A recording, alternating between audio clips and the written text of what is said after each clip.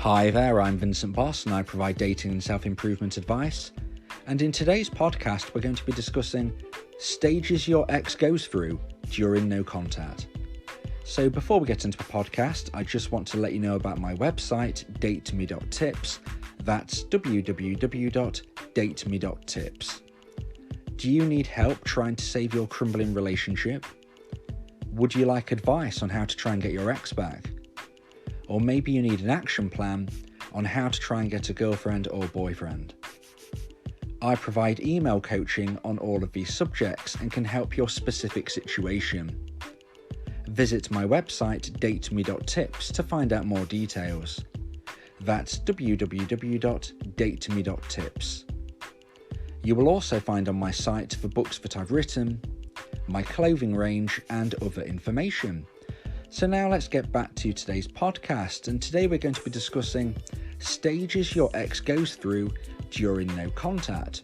So I suggest as the best way to try and get your ex back if you've been dumped is to implement my version of the no contact rule. And if you want to understand what I mean by that, you want to subscribe to my podcasts and check out the various ones I've done on the no contact rule. I personally believe that my version of the no contact rule, which differs to a lot of the other ones that you can find online, gives you the best possible chance to try and get your ex back if you've been dumped.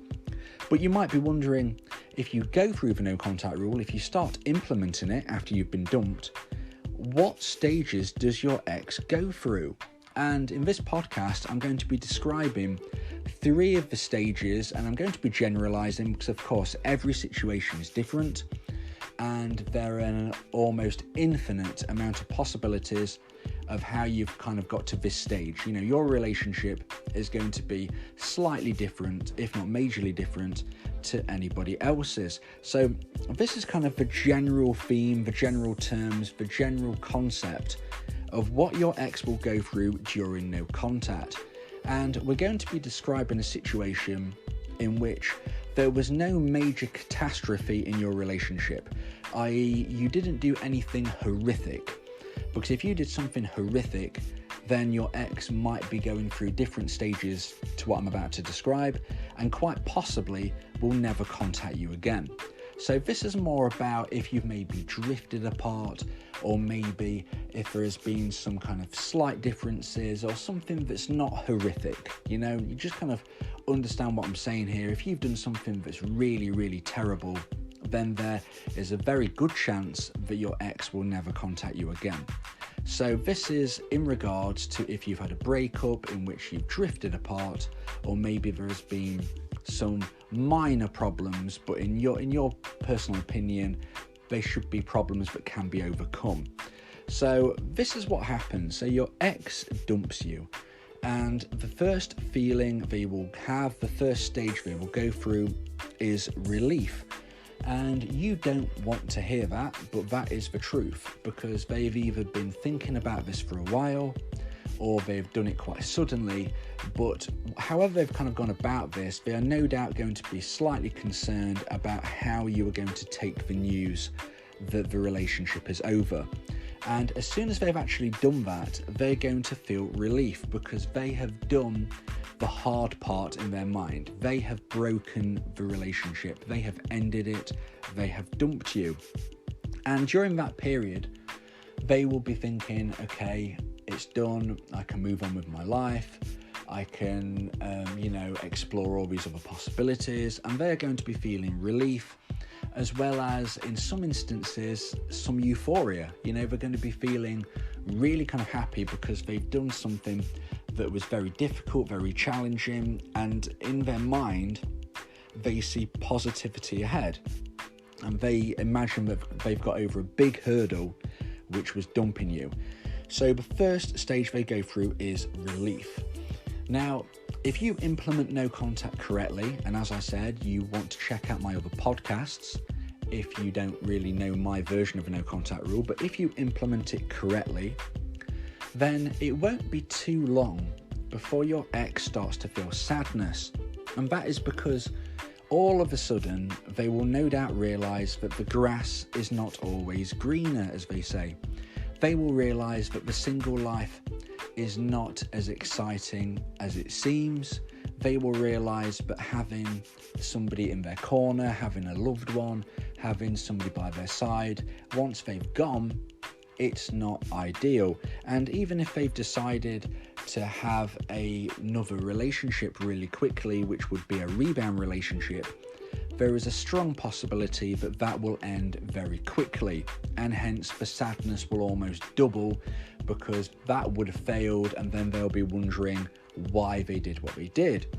So sadness will start to come in if you implement no contact, because you are not chasing them, you are not giving them the feeling of desire, you are not kind of pandering to them, you are not kind of giving them an ego.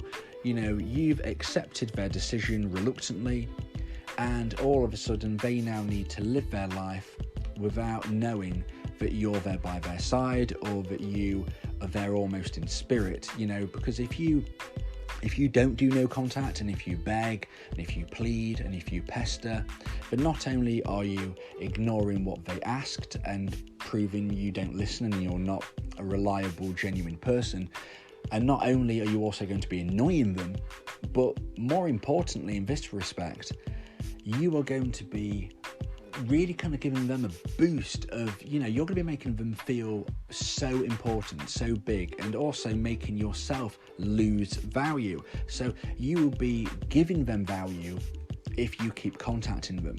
So if you decide to use the no contact rule, which I suggest, and my version of it, then all of a sudden you are not giving them extra value. So they will start to feel sadness, and it will be a surprise to them, because they'll think, well, I thought I made the right decision, but all of a sudden, you know, a few weeks in, and I'm not really feeling that great. The single life isn't what I thought. That rebound relationship didn't work. And not only that, the one person who really did love me, who really was always there for me, despite our differences at the time, you know, they've gone as well. And that sadness will start to dig into them. But they will still think at this stage that they made the right decision, but they're just not feeling great about it now. So they've gone from relief to sadness. Now, if you manage to maintain no contact and keep going through self-improvement and all of the other things, including improving your chances using social media and social proofing, which again I mentioned in other podcasts, and I also mention in my book. I've got a book that I've written on my website, which specifically gives you the opportunity to try and get your ex back. It's written with that in mind. So if you want to get your ex back, I suggest going to my website, dateme.tips, and checking that book out, because it can really help you attempt to try to get your ex back. So if you're going through everything I suggest in my podcasts and book, then maybe we're a few weeks further down the line, maybe it's a couple of months. Everybody's different, time frames are not standard. It could be days, weeks, months, it could be a year. But at some stage, your ex is likely to regret their decision. And this is when the sadness manifests itself and combines with their intrigue of what you are now up to, about your new life, and also starting to question their own decision. So they will start to wonder about you, they will start to question their own decision if it was right, because all of a sudden their life isn't the fantastic life they thought it would be. And if this gets to the certain point, if the sadness, if the regret, if the intrigue, if this all pushes to a certain level, that is when they will reach out to you, because altogether when that combines, after regret, they will start to miss you. And when they miss you enough, that is when they will contact you. And at that stage, that is when you start to rebuild your relationship. You rebuild the connection. And in other podcasts, I've mentioned it in a lot more depth, because this next stage is very important, of course. You know, it's the most important, really. If you kind of get them back talking to you, you then need to really build a connection which is on stronger foundations than your old previous relationship which failed. So I hope you've enjoyed today's podcast and me giving you the stages that your ex will go through during no contact. And this is of course providing that they dumped you and you implemented my version of a no contact rule ASAP. And in general terms, they will originally go through relief, then they will move into sadness, then it will become regret, and then they will start to miss you, and that is when they will reach out and contact you. And there is no time frame on this. These different stages can take days, weeks, months, in between. Everybody is different, but they are the stages for most people. So for most people, it will be relief, it will then be sadness, it will then be regret, and then they will miss you.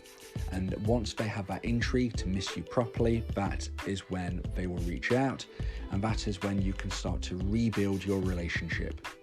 So if you have been dumped, make sure you implement my version of a no contact rule to give you the best possible chance to try and get your ex back.